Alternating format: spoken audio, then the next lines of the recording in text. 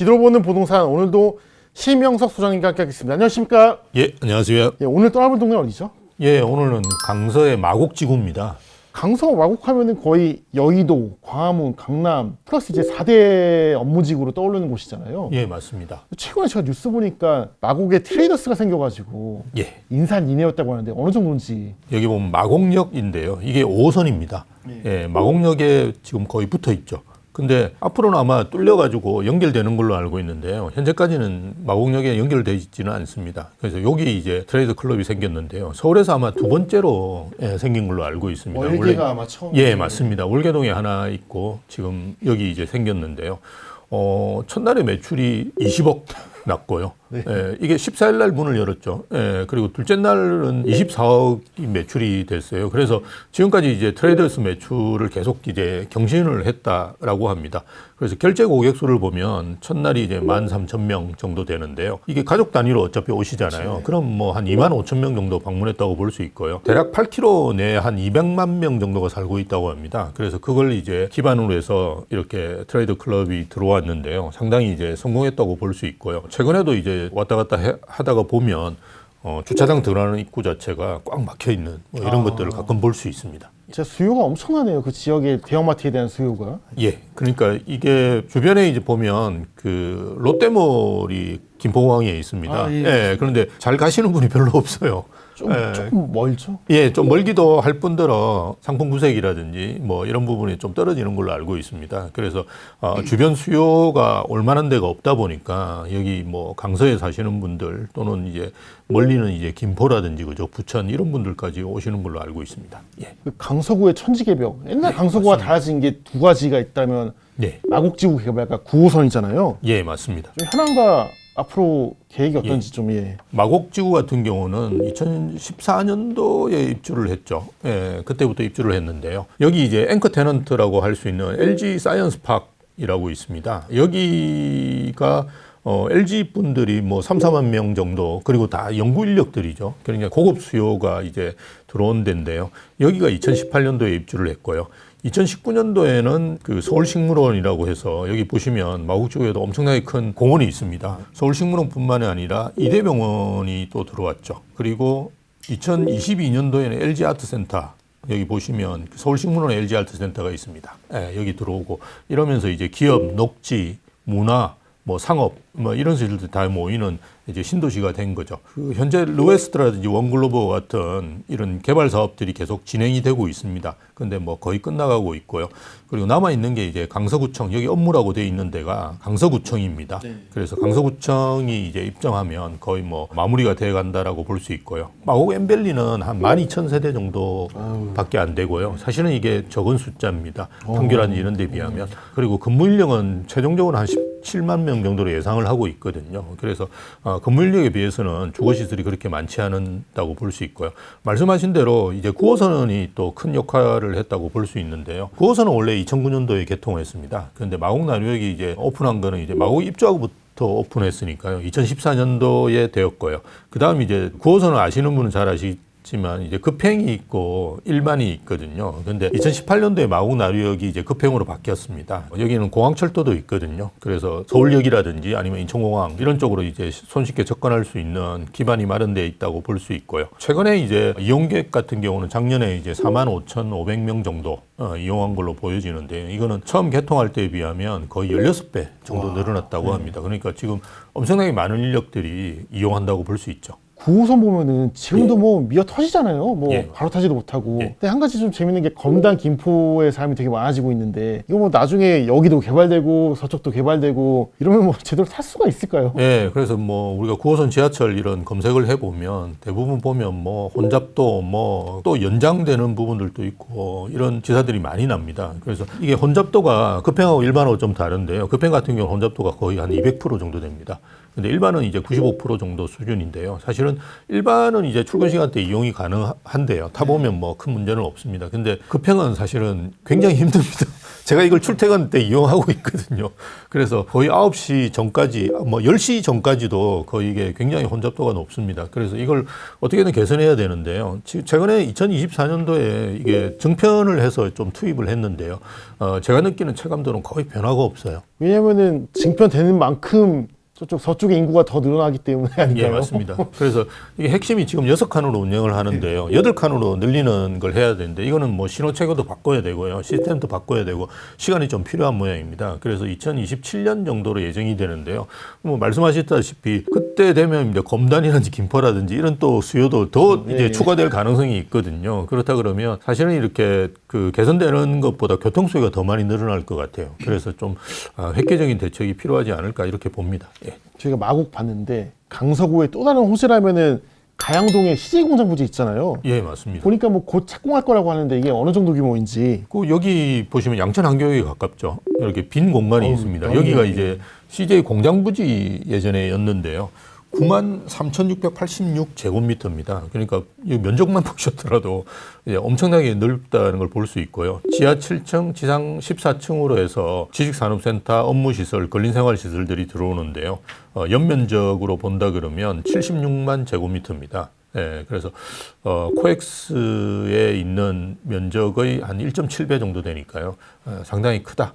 라고 볼 수 있고요. 2029년에 일단 완공 예정인데요. 지식산업센터 자체가 최근에 이제 분양이 잘 안 되거든요. 그렇죠, 예. 그래서 이게 이제 지식산업센터가 어떻게 분양이 되느냐 이게 이제 키라고 볼 수 있는데요. 어쨌든 뭐 착공은 할 거로 보여지고요. 올해 3월 정도 뭐 아직 착공 신고는 안 들어온 걸로 알고 있습니다. 네. 그래서 이번 달 내로 뭐 착공하지 않을까 그렇게 예상은 하고 있고요. 어쨌든 2029년이 되면 이게 완공이 된다는 가정하에서 본다 그러면 기존에 이제 대규모 이제 마곡 개발 사업들 중에 이제 거의 마침표를 찍는다라고 볼 수 있겠죠. 예. 또 강서구 저희 마곡이랑 이 가양 봤는데 예. 사실 또 강서구 하면은 빌라를 뺄 수 없잖아요. 예, 맞습니다. 전세 사기의 진앙지가 됐는데 예. 이거 좀 어떻게 보시나요? 이게 마곡하고 위치는 좀 다른데요. 가양대교 쪽으로 그죠? 예, 가는 쪽에 보시면 다 빌라네요. 예, 다 빌라 같은 느낌이 많이 듭니다. 그래서 이쪽 편이긴 한데요. 최근에도 이제 연립주택 전세가율 같은 경우가 KB 통계로 본다 그러면 70% 정도 수준인데 이게 거의 제일 낮은 수준입니다. 왜냐하면 그 전까지 되게 높았어요. 그래서 이제 전세 사기 문제도 발생하고 있는데요. 최근에 이제 매매 거래는 조금씩 일어나면서 매매 가격은 조금씩 오르는 걸로 보여지는데요. 그래서 강서구 자체도 작년에 이제 연립 다세대 거래가 가장 많았던 데가 강서구입니다. 네. 그래서 2,491건 정도가 거래되면서 좀 이제 부진한 걸 조금씩 이제 벗어나고 있다고 볼 수 있겠죠. 강서구가 발전하다 보니까 저런 데 뭐 경매로 사서 싸게 사서 좀 뭐 예. 투자를 하자 이런 이제 젊은 사람들의 움직임도 보이는데 경매든 매수든 어쨌든 저 화곡동의 빌라 투자는 어떻게 봐야 될까요? 근데 좀 조심하시는 게 좋은 게 화곡동 쪽은 제가 알고 있기로는 그 재개발 사업의 진전 상황이 그렇게 좋지는 않습니다. 모어타운 이런 것도 많고요. 그래서 우리가 최근에 이제 재개발 사업이라 그러면 지분을 투자하시는 거거든요. 그렇게 투자하실 때는 사업 시행 인가 이후의 단지라든지 뭐 이런 구역을 좀 선정하시는 게 좋은데요. 강서구에는 아직 그런 쪽이 많지 않은 걸로 알고 있습니다. 그래서 그런 점들은 좀 유의하셔야 되고, 왜냐하면 최근에는 이제 공사비가 많이 늘어났기 때문에 이런 재개발 사업에 분담금이 너무 많이 늘어났습니다. 그래서 그걸 이제 감당할 수 있는 데가 있고 감당할 수 있지 않은 데가 있거든요. 그래서 그런 점들을 유의하시는 게 좋고요. 주변에 이제 중개사 분들 말씀만 듣지 마시고 조합을 직접 방문해 보시는 게 제일 좋습니다. 그래서 지금 현재 어느 단계에 있고 지금 뭐 문제가 없는지, 그죠? 제대로 진행되고 있는지 이런 것들을 그나마 이제 조합에서는 제대로 파악할 수 있거든요. 그래서 그런 걸 좀 확인하시고 투자하시는 게 좋을 것 같습니다. 예. 이제 빌라 봤으니까 예. 강서구 대장 아파트 어딘지 한번 볼까요? 강서구의 대장 아파트는 대부분 이제 마곡에 있습니다. 예, 딱 보시면 가장 좋은 아파트를 알 수 있습니다. 마곡 엠벨리 7단지라고 해서 여기 마곡 나루역 역세권 아파트고요. 그리고 서울역을 가는. 예, 맞습니다. 그래서 이게 또 공항철도를 통해서 서울역까지 가는, 그래서 시내로 가기도 되게 좋고요. 그리고 최근에 이제 개발 사업들이 일어나고 있는 마곡 르웨스트라든지 아니면 이제 원글로버라고 하는 이제 업무지구고요. 이쪽에 이제 강서구청이 들어오면서 여기가 이제 행정타운입니다. 강서 세무서는 이미 들어와 있어요. 그래서 이런 데들을 다 접하고 있는 데가 사실은 마곡 엠벨리 7단지입니다. 그래서 위치는 뭐 굉장히 좋고요. 이 아파트는 2014년도에 마곡 입주하면서 이제 들어왔고요. 1,004세대입니다. 그래서 우리가 천사라고 보통 이야기하는데요. 여기가 최근에 이제 거래된 게 전용 이제 84제곱미터가 17억 5천 정도에 거래됐는데요. 이게 예전 이제 시세를 회복한 거라고 보실 수 있고요. 지금 이제 매물 호가는 제일 높은 게 한 20억 정도까지 이제 나와 있는 걸로 보입니다. 여기가 이제 특징적인 거는 뭐 아까 말씀드렸듯이 굉장히 모든 시설들을 다 접하고 있다는 것도 있지만 끝머리에 보면 커뮤니티 시설이 잘 돼 있습니다. 그래서 수영장, 뭐 사우나, 골프 연습장 이런 것들이 다 들어 있거든요. 그래서 마곡의 다른 단지에 계신 분들도 오셔가지고 많이 활용하시는 걸로 알고 있습니다. 가장 좋은 아파트 봤으니까 이번에는 뭐 상대적으로 가성비 있는 미래 전망이 유망한 그런 아파트 하나 볼까요? 저는 많이 권해드리는 데가 마곡이 이제 9단지까지는 여기 보시면 공항대로죠, 여기가. 네, 공항대로 이쪽 편에 있고요. 10단지부터는 이제 뒤쪽 편에 있습니다. 그런데 이 중에 이제 마곡역에 접해 있는 단지가 14단지하고 15단지죠. 그 바로 옆에 보면 마곡 수면산파크 1단지, 2단지가 있습니다. 네. 여기가 이제 마곡 수면산파크인데 여기가 8단지까지 아마 있는 걸로 알고 있는데요. 이쪽을 이제 저는 많이 권해드립니다. 왜냐하면 아직도 제가 판단할 때는 저평가되어 있다고 볼 수 있는데요. 1단지, 2단지는 거의 마곡 14단지, 15단지가 붙어 있고요. 네. 그리고 마곡역 접근성도 굉장히 좋습니다. 그래서 마곡의 호재가 바로 이제 반영된다고 볼 수 있고요. 그런데 요 두 단지가 최근에 이제 30평대 거래되는 게 한 10억대 정도 거래되거든요. 그래서 마곡하고 가격대로 본다 그러면 굉장히 가성비가 있다고 볼 수 있고요. 최근에 또 오세훈 시장께서 그동안 이제 장기 전세 주택을 계속 공급해 왔는데요. 네. 이 장기 전세 주택을 이제 분양 전환한다고 이제 공표를 하셨죠. 예, 맞습니다. 예, 그게 이제 20년 되면 원래 할 수 있습니다. 근데 마곡수면산 파크가 대부분 2007년 뭐 이렇게 입주했거든요. 그래서 요 지역 쪽은 2년 지나면요 임대주택이 이제 거의 없어지는 거죠. 네. 예, 그런 것도 이제 굉장히 큰 호재라고 볼 수 있습니다. 강서구가 워낙 넓어가지고 예, 이번 좀 한강변으로 가면은 옛날 오래된 아파트 많지 않습니까? 맞습니다. 또 여기 보면은 평수가 작은데 한강이고 또 출퇴근이 가능하니까 신혼부부들이 엄청 산다고 저도 들었거든요. 예, 맞습니다. 여기 근데 그냥 들어가지 않을 거고 재건축까지 노리고 들어가는 걸로 알고 있는데 맞습니다. 좀 뭐 전망이나 여기 투자해도 될런지 한번 보시겠습니다. 예, 그 이제 가양 강변 쪽에 이렇게 쭉 있는 아파트들입니다. 그래서 보시면 뭐 여기 강변 단지도 있고요, 가양 6단지 뭐 이런 단지들인데요. 여기가 세대수도 많고요. 여기 강변 3단지 저희가 보시면 1,556세대 정도 그죠? 네. 되는 걸로 보여지는데요. 안타까운 점은 단지 정보를 보시면 대부분이 소형 평형입니다. 네. 우리가 평으로 이렇게 따져본다 그러면 아이고. 10평 이하가 그 한 1000세대 정도 됩니다. 그래서 여기가 위치도 되게 좋고요. 여기 보시면 가양역 그죠? 가양역 급행입니다. 9호선이 이제 급행이냐 아니냐를 좀 따져셔가지고 보시는 게 좋은데요. 급행이 훨씬 더 가격이 높거든요, 주변에.